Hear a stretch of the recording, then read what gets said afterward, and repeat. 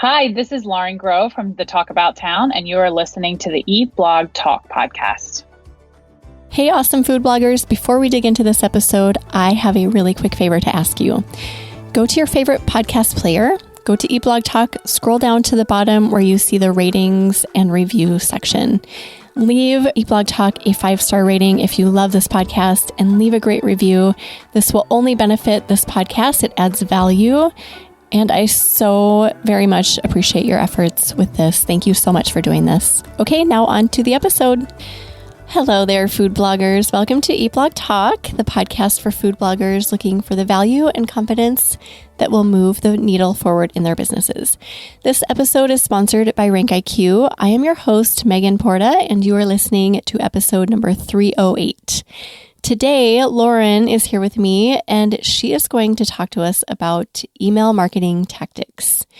Lauren Grow, the owner and founder of Talk About Town, a marketing agency focusing on clients in the blogging space, has been hard at work connecting readers with recipes for over 5 years and approaching 6 years. Beginning as a social media writer for Fresh April Flowers, Lauren has scaled her business and currently has 20 clients in the blogging world on any given day. An expert in email marketing, Lauren specializes in creating a consistent, approachable, and profitable email plan for clients, ranging from big to small. Lauren prides herself on owning the voice of her client and adapting to the needs of the reader. In Lauren's world, it's all about opens and clicks. Lauren, I'm super excited for our chat today. How are you? I'm doing well, Megan. How are you doing? I am good as well. I'm so happy to have this chat with you. But before we dig into email, we want to hear what your fun fact is. Yes, of course. I was thinking about this one. I'm ready to share one of my most recent fun facts. When it was right before the pandemic, it was early March 2020. I stumbled upon a big time fixer-upper home. It was built in 1850. It's a brick home in Westchester, Pennsylvania, outside of Philadelphia. And I had great timing. I ended up purchasing the home, which was my first home. And it was a full remodel, a full gut. And my dad, who was incredible in remodeling the entire thing himself, we worked on it for about 9 months. And it's where I live now, but I learned a lot through that process.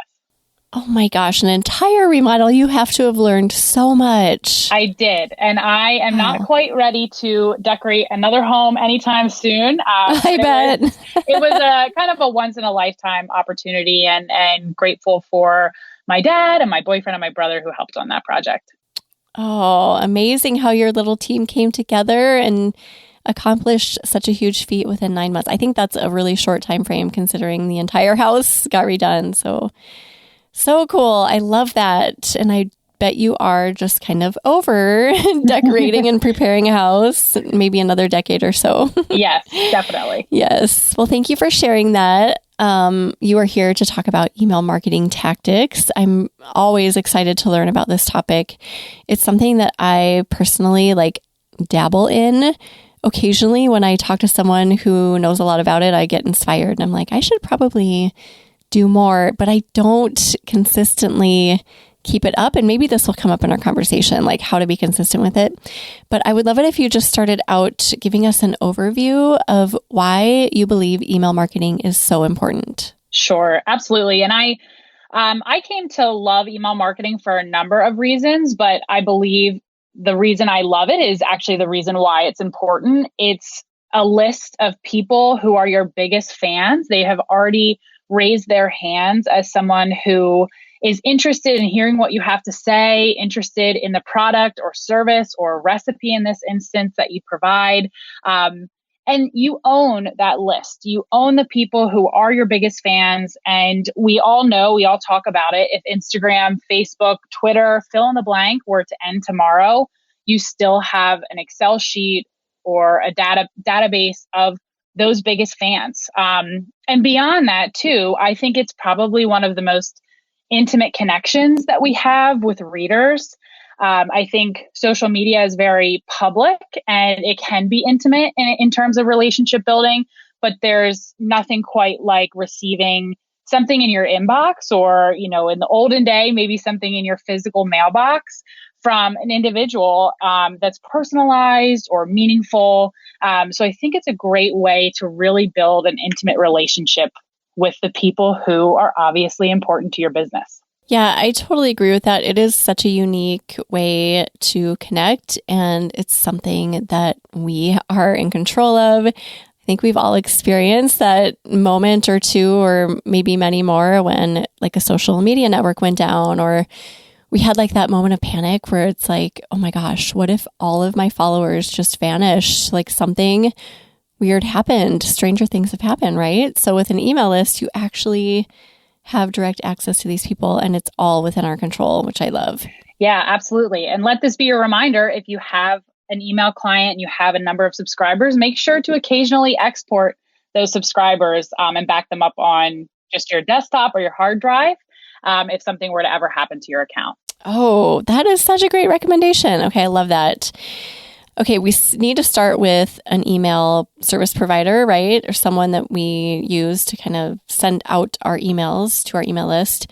So how do we go about picking the right one for us? So, of course, everyone knows there are a number of options out there, and they're all competing for your business by offering competitive prices or the newest bells and whistles. I think there's an email client or provider out there for everyone. But what I will say is I have experience working on most, and I'll name just a couple of the kind of heavy hitters, but MailerLite, Convertkit, Mad Mimi is out there, MailChimp, FeedBlitz, Aweber is another one. And I find in all of my experience that Convertkit is a service that is a little bit more expensive, but it really drives what it says it does best: conversions, opens, clicks. I think they have expertise in deliverability, and it can be pretty user friendly to build automations, but also those one-time broadcasts. I think MailChimp, MailerLite, and Flowdesk is another one. They all achieve much more beautiful emails if that's something that's important to you. So making sure you think about, if you're a beginner, if you're advanced, how large your list is, and what's really important to you at the end of the day. Many of my clients, they're all about clicks and opens. So maybe Flowdesk would not be the best option. So really review and understand the pricing levels, but pick one that aligns with your ultimate objectives and goals. I've found that the pricing kind of is all over the place. Some of those providers have like tiered pricing, and some have flat pricing. So you literally just pay one rate forever. Like Flowdesk, I know, is like that. So yeah, like really digging into that before you get into it, because they can go up pretty rapidly. I know ConvertKit is an amazing service, but I remember, I'm not on there anymore, but when I was paying a lot of money and I wasn't really utilizing it to the best of like what I should have been utilizing it for. So just having that knowledge, I think, is really important. Yeah, and understanding a lot of people who are food bloggers and might not have a sophisticated email marketing plan or approach, I would say start with the basic level, especially if you're not importing thousands of subscribers right away, and you can always build. I wouldn't say shoot for the sky in terms of getting the most expensive tier with the biggest package and bells and whistles. I think just keep it basic and affordable until you know it's something you can commit to. I think that is such good advice. And I love the array of options. There are so many options out there for really every price point, every need, if you want it to be prettier, if you want it to be just more functional. So there's a lot to choose from. And we can put all of that information in your show notes just so people can see and kind of click through and determine what is good for them. So how do we get started, and give us some like maybe bite-sized ways to get started with the whole scope of email marketing? Sure. So I find that a lot of people who I work with, a lot of food bloggers, enter this phase of analysis paralysis. They know email marketing is important and they want to do it, and I love it. But it's just about starting small. I think that the market and the industry can overcomplicate. And I think that's not always the case for email marketing. I think it can be, you can have a simple approach and not overwhelm yourself. So I would recommend, once you have picked your email client, or let's say in this case that you already have one, set a goal for yourself to just send one email a week. And that one email, you always have things to say. You can copy and paste directly from your blog. You can say, hey, I'm doing this weekend with my kids. Here's what I plan to serve for dinner. And I think there is a simple approach to that, and always keeping it fresh, adding some personal tidbits, but also driving the ultimate goal of converting readers to your blog. So don't overcomplicate it.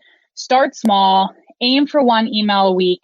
And then from there, there's a lot of opportunity to build welcome series in simple ways, opt-ins. And as you're more comfortable, obviously creating a way for people to opt in as soon as they enter your site, have it in the top header above your logo, have it inline display for the opt-in, just making sure once you're confident that this is something that you can do once a week, making sure people can enter that community of subscribers. I love your point about just keeping it really simple, because we tend to, speaking for myself, I can tend to overcomplicate things and think that I need to send this elaborate series out, even if it is just once a week. It's like, I don't need to include like new recipes, old recipes. It doesn't all have to be in there. So just taking it back to if you're overwhelmed by it, literally just a couple sentences, right? With a link to your blog, and that's it. Yeah, absolutely. And I think if you bring it to having a conversation with your reader and just providing an update, providing a resource for them, being the recipe or, some other way that they can engage with you, that's what they're there for. And I think, like I mentioned, the industry can overcomplicate having these elaborate series, elaborate nurture or funnel series. And at the end of the day, it's really a conversation point between you and the reader. I love that. Be the resource. If you think of it like that, it really just somehow simplifies it. And you can just provide what they need that week. If there's something seasonal, or, it can be anything, but yeah, that kind of takes out the complication for me anyway. What are your thoughts about subject lines? Because I know a lot of people I was talking to someone a while ago who was saying, don't even worry about the subject line, because I don't know, they had reasoning for it. But I feel like the subject line is really important, because it can either really captivate someone or really turn them off. So what are your thoughts on all of that? Yeah, I would say if there's one thing that keeps me up at night in a positive way, it's being creative with subject lines and pre-header text. I think sometimes we forget about what pre-header text can bring to the table as well. But I have many thoughts on subject lines. And what I will say is every food blogger, it can be different in this case. I think it depends a lot on your voice. If you're not a silly person or a goofy person, then you obviously know a punchy subject line might not be the best fit. But I would encourage everyone to have as much fun with it as you can. Test a lot of different things.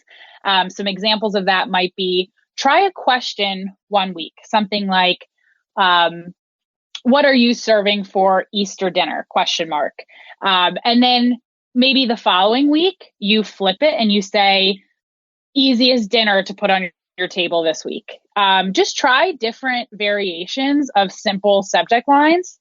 But I would also encourage, this is one of my favorite things to do, when you need some inspiration and say you're focusing on instant pot dinners, maybe think of an ingredient that's consistent in those recipes and then type in, let's say, chicken puns on the internet and see what comes up. I think you'll find jokes or creative quips that you can incorporate into your subject lines. And I'll use one as an example. I saw somebody put a milkshake recipe in their newsletters. It was a couple milkshake recipes. And the subject line was, my milkshake brings all the readers to the yard. And I thought that was fun. Maybe it wouldn't hit for the right audience, but just something creative and push the boundaries a little bit. Oh, I like that. Push the boundaries. I'm always playing with this. Like I'll do what you recommended and do like a question and then I'll do a statement, but I never go back and analyze it. Are you good about doing that? Yeah. So marketing analytics, and this could be an entire book for email marketing analytics, but I always look at how I believe your marketing analytics oftentimes relate to your subject line. It's the first thing people see when the email hits the inbox. And it's oftentimes the reason people open or the reason people don't. And when I look at those analytics, I'm looking at the open rates most importantly. And then secondly, I'm looking at the clicks. I think that's really important. And we can dive into some recommendations to drive those clicks. But something that I would encourage people, especially people who are just starting off, don't worry about that unsubscribe rate right away. I think that's not oftentimes a measure of success. You want screaming fans of your business, and those people are the ones that are opening and clicking. So don't get discouraged if you're seeing those unsubscribes. They're people who are eventually going to move away from your email list anyway. So really look at the clicks over time.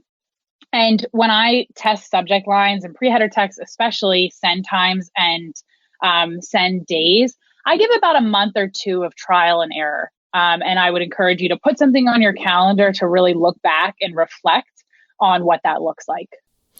A month or two of trial and error. That is really smart advice. So it's not like a couple weeks. We should give it some time and let it kind of sit there and see what happens. You mentioned that we get frustrated when people are unsubscribing. Can you touch on that a little bit? Because I hear people say this all the time in this space, that they are frustrated by that and they don't want to go through their lists and do cleanup and get rid of the people who aren't reading or opening the emails. But really, those are not true subscribers, right? So we want to get rid of those people anyway. Yeah, absolutely. And I'll use Chef Dennis as an example. I've worked with him for years now, probably 3 years. And he is excellent to work with in that he understands opens, clicks, unsubscribes, and him and I over the years have put a lot of time into list cleanup and re-engaging subscribers that have been lost or cold. But what it's done for his email program is it's increased opens and clicks over time because he's putting so much emphasis into consistency, but also tactics to either re-engage or kind of get rid of the dead weight. And I don't mean to say that in a bad way, but making sure the list is people who want to be there, they're fans, they're readers. And the email we sent last week, I think he reached a 10% click rate, which was incredible to see. So don't be afraid to put time into cleaning it up and getting rid of some folks. Hey there, taking a really quick break to chat about none other than RankIQ. When you research keywords in most keyword research tools and you're looking at only single phrase monthly search volume, which is typically the case, you are only seeing 1% or less of the total picture. RankIQ is able to run the extra complex algorithms for every keyword within the database because it manages less than 1 million keywords. There are 19 billion plus fewer phrases in the RankIQ database because they only list the words that have low competition and high traffic for blogging niches such as food blogging. I have been running 98% of my content or more, both new and old, through RankIQ since the beginning of 2022. That is for my food blog, Pippinebby. And as of today, it is currently May 17th. As of the time I'm recording this, my traffic is up 40.71% year over year when compared to the same time period in 2021. This growth is mostly thanks to my strategy using RankIQ as a primary keyword research tool and running most of my content through the robust content optimizer within the tool. Go to rankiq.com to sign up and see for yourself how amazing it is. I hope you love it too. Now back to the episode. You touched on this a little bit earlier, but we want people to open, we want people to click. What are ways that we can get people to click more? Sure. So I think a big opportunity is creating sentences that lead into a call to action, especially sentences that have a button around it. So we know that sometimes in emails, not all images load, but that goes for buttons too. So make sure if you are driving folks to one specific recipe, let's say there's only one recipe in your email, make sure that recipe link is hyperlinked somewhere else in the email. And that is to make sure if that button didn't load or that picture of that food item didn't load on somebody's mobile device or desktop, there is still a way for people to click. And that's great advice. I also think about just older folks or people who use technology differently. Maybe the button is something that's new to them or not the way that they choose to engage with the email. So giving people some options. And I also think a creative way to hyperlink, and I call them hotlinks, but let's say hyperlink, is instead of saying the recipe title, maybe say, I know the easiest dinner recipe that you'll love this week. And then hyperlink easiest dinner recipe, because that's leaving the reader curious. Yeah, piquing curiosity a little bit, right? Yeah, absolutely. And then also, speaking of piquing curiosity, I feel like that is a good strategy also for subject lines, just to kind of let people guess a little bit about what you're talking about, like maybe allude to something, but don't tell them. So like beef brisket recipe included, you could say something that's kind of alluding to a recipe that's coming up, but you're not exactly stating it. Yes, I do that all of the time. And that's something in terms of starting simple. I think you can start simple that way. You know, you can create subject lines that are literal, or you can kind of tease it out. And I just worked on an email this morning, for example. The subject line was, "It's the weekend," with like the hallelujah hands emoji. And that's not telling anybody what's in that email, but we can infer what that looks like. And it leaves people like, yeah, thank God it is the weekend. What am I going to make? Right. Oh, I like that. Yeah, you've given me a lot to think about. Okay, back to click conversions. Are there any other tricks you have for getting people to click? I would say in terms of click and opens, it's really important to know your audience, know what their problems and challenges are, and make sure that the content aligns with that. It wouldn't make sense if all you were talking about was desserts, if your beat was healthy living or healthy eating. So make sure you know your audience, make them want to click it, make sure it fits their value base and what they're there for. But I would also say, and this goes back to analytics and measurement, if you're a busy mom or a busy dad, think about what time of day and time of week that your audience would resonate with that message. So make sure if you are sending an email about the weekend, that it's close to the weekend. People are thinking about it, but also think about when that person, your target audience, might actually want to open that email.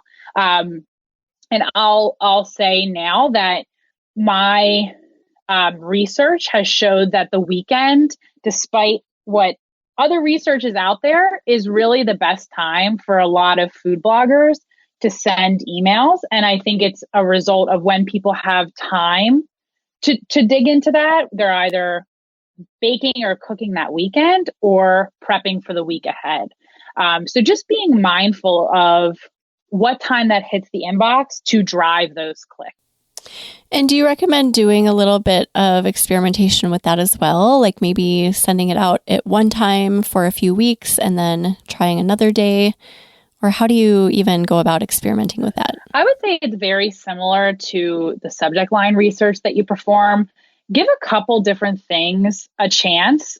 You might have a great subject line at one day in the evening, for example, but that's actually not the best time to send. So your analytics could be a little bit off. So segment a month or two to give that a shot, and try the most common times. I would say try a Tuesday morning, a Wednesday evening, but then really dig into what that Saturday morning and Sunday night time and day send looks like.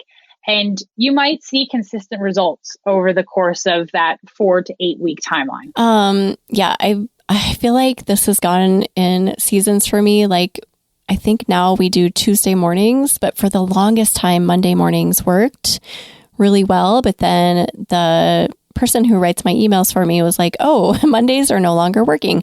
So this might even evolve over time for some reason. I mean, it's like the same audience, but for whatever reason, it can change. Have you ever seen anything like that? Yeah, absolutely. I think that's a great point. Something important to mention that just because one time and one day works for a year, it might not always stay like that. And I think we can prime the readers to expect that email newsletter on a Saturday morning. But I think throwing them off a little bit and giving them something unexpected is also important. And I think that's can be successful, especially if you reach that 2 or 3 email a week timeline. You can try a lot of different things. And I would say too, food bloggers have bloggers as a whole have such an advantage, because if you look at times where you're seeing a lot of visitation to your blog, that's a guideline for you. That's kind of a shining star of saying, wow, there's a lot of people on my site on Friday morning. Let's try a newsletter at that time. Yeah. Right. Just digging into analytics just a little bit will maybe give you a few clues. You have that little grid that shows you throughout the week where most people are joining, like coming onto your site. So maybe try to align it with that and just see what happens. I think that's a great strategy. Do you have any other like email marketing tactics that you can run by us? You've talked about a few, but I'm wondering if you have any others quick. Yeah, sure. So some of these things, I wrote down a couple of tips I wanted to mention. In terms of ADA accessibility and making sure your emails can be digested and engaged by the reader, that's why I wanted to mention that sometimes images and buttons don't load. So making sure your images have that back text to explain it too, that's important. I'll also mention that buttons should have text that is dark, not white or another color. And that's something that a lot of folks have challenges reading that contrast. So making sure they stand out, but it's also just easier to read. Making sure that there is a call to action or a link above the fold. We know what that means. I love that it comes from the days of newspapers and kind of times gone by, but making sure when you're looking at an email, especially on our phones, that the call to action, or at least the way a reader can engage with you, is right on that screen. They don't even have to scroll far. And I'm seeing a lot of food bloggers specifically even move that button up to right under the first sentence. It looks a little weird, but it is a trend right now. And it's really to make sure people see that kind of number one priority, and it's really to convert. And as food bloggers, we know the importance of that, right? Because we try to do that within our blog posts, get a link, a click up high so that people have the opportunity to click over. So that same practice, just pulling that into your email. I think that's going to be well received. Any other little tactics you wanted to mention? Yeah, I think I have one more that I'd like to mention. I found that in just testing different formats for newsletters and emails, that's something that performed well was actually either removing blog images, so recipe images, and just replacing it with a recipe name with no image can create kind of different engagement and clicks. People don't know what it looks like, so they think about it in their brain and they want to see what it looks like on your site. So I think that's something to try. And then I would try the reverse of that. If you're somebody that just puts the title of recipes and hyperlinks, maybe try to throw a picture or two in there. So trial and error for what your readers enjoy. Something that we started doing about a year ago that I really like, and we will continue doing this for a little bit, is if we are featuring like maybe 4 recipes, what we'll do is we'll put like a sliver of each of the images within one graphic. So it'll be like one image and you'll see like just a sliver of each of the 4 recipes, if that makes sense. So you don't get to see the full thing. So it's kind of a tease. It's only one image. So you're not putting multiple images that need to load within the email. So that kind of kills 2 birds with 1 stone. And then right below it, we just put the links to the recipes. And that has done really well. I don't know how we fell upon that, but I like it. So we're running with it. Yeah. That kind of goes along with what you were saying. Yeah, I love that idea. That leaves them wanting more. So they go to your site to see. Yeah, exactly. Little tease is good, I think, because we want people to get in and we want people to open and we want people to click. So give a little bit of something more to be desired, right? So like pique that curiosity and then kind of string them a little bit. Like, you want this. Come on, check it out. It just builds a strong email marketing program, because if somebody has that carrot dangled in front of them once, they're probably more likely to come back the next week and be like, "Oh, what's next?" So I think that's great. All right. What are your thoughts on consistency? I know consistency is a big piece of email marketing. You start showing up, people want you to keep showing up consistently. Yeah. Give us your thoughts on that. Absolutely. And I think this goes back to keeping it nice and simple. I think if we can keep it simple and you get that weekly email marketing program up, that's a massive success. I think you're well on your way to creating a profitable email marketing program. And even when it's challenging and you have other priorities and you're busy, know that when you start, there are readers who are waiting for that communication. There are people who want to hear from you. They want to see it in your inbox. And it, of course, just like everything else, just like SEO on your blog, things take time. But it's one of those things I can promise you and guarantee you that if you stick with it and really tackle some of these approaches that we've already spoke about, but also try some new things that are best for your audience, for your voice, that you will see positive and profitable results over time, but only if you are consistent. Yes, I feel like this is an absolutely key point for so many pieces of our world, just being an entrepreneur in general. So not even talking food blogging or email marketing, but just showing up in certain areas that work consistently can reap such huge rewards. And we tend to underestimate that. It's so easy. I mean, it's such an easy concept, but to actually show up time after time is the hard part. But I think there's so much power there. Anything else about consistency? We have one last point I know you want to talk about, but I wanted to make sure we are done with that first. I think that's it that I wanted. I mean, it's nice and simple, but just being there every week. And I think you hit the nail on the head. You talked a little bit before about doing some testing and experimenting, but talk a little bit more about that and how to use analytics to dig into your email list a little bit more. We've talked a little bit about what it looks like to review opens, clicks, and unsubscribes. But what I would encourage you to do is take it one step further. And maybe this is something that you have an email marketing program that's working for you over the course of 6 months. So you take a deeper dive into what your emails look like on the back end. So in email providers and clients, you have the ability to open an email and see where people are clicking. You can see if people are just hitting your first link and then they kind of ditch out and don't end up engaging with you in any further way. Or there might be an interesting tidbit there if people are scrolling all the way to the bottom of your email and then clicking. So think about that. And I would also encourage you to look at some of your individual subscribers' journey. Every once in a while, I'll go into a subscriber list and I'll click on a random person. I have no idea who they are. And I'll just check in and see if I can learn more about who they are and how they fit into the target audience. And I'll use an example. I ended up clicking on a guy named Brian the other day, and Brian lived in Washington State. So he's on the Pacific Coast. This client lived on the East Coast. So also something that's important to think about what time of day that email's hitting Brian's inbox. If first thing in the morning, the East Coast person hits send. So you can glean interesting things about that, but also watching how he entered the subscription list. So what opt-in he ended up going through, if he received a freebie, if he didn't.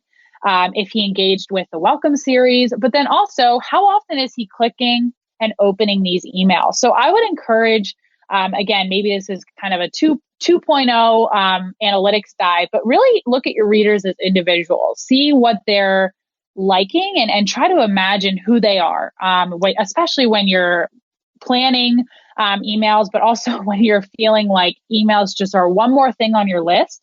Really think about who those people are and what kind of service you're providing them in their life. I think that is a tie for my second favorite point that you mentioned. So I loved the point about knowing your audience's pain points and maybe even having those like top of mind somewhere, having a list or somewhere where you remember them as you're writing your emails. I think that is such an important thing. And I actually have an email to schedule for next week. So I'm going to have that in my brain as I write it. So thank you for that. And then, yeah, tied with looking at one subscriber's journey and just taking the journey with them, see where they went from where to where and which opt-in and, you know, like the whole journey that they went through in your whole marketing scheme. So those are my two favorites. Are there any other things you want to mention before we start saying goodbye? Anything we missed, Lauren? I don't think so. I know that in previous podcasts, you've dove into welcome series and opt-ins and their importance. But I think we covered the tactical approaches that I really wanted to highlight today. Okay, great. Well, thank you. This was so great. And it gave me a few different email related just nuggets to think about and carry away with me from our conversation. So it was super valuable and we just appreciate you. Thank you so much, Megan. It was such a pleasure to be on this podcast. I'm such a fan and I really appreciate your time. And hello to everyone out there. Aw, yes, I love that. Well, we will put together a show notes for you, Lauren. You can find those at eblogtalk.com/talkabouttown. Why don't you tell everyone where they can find you online and on social media, etc.? You can find me online at talkabouttown.org. I am accessible also by email, of course, and that's lauren@talkabouttown.org. Great. Well, thank you again so much, Lauren, for joining us today. And thank you for listening today, food bloggers. I will see you in the next episode. We're glad you could join us on this episode of Eat Blog Talk. For more resources based on today's discussion, as well as show notes and an opportunity to be on a future episode of the show, be sure to head to eatblogtalk.com. If you feel that hunger for information, we'll be here to feed you on Eat Blog Talk.